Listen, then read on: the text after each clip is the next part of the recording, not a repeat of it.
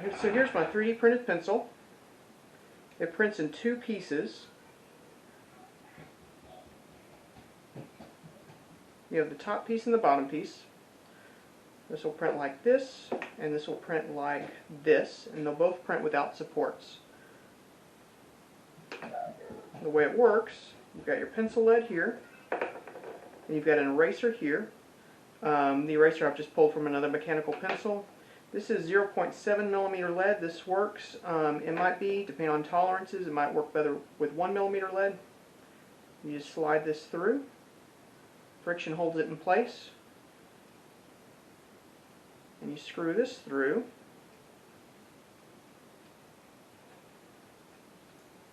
Until it contacts the lead.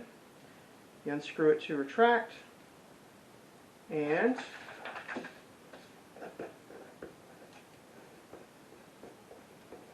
this works.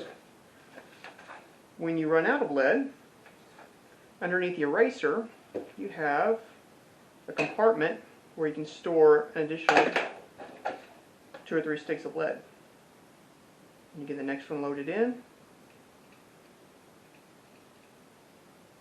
and you're good to go.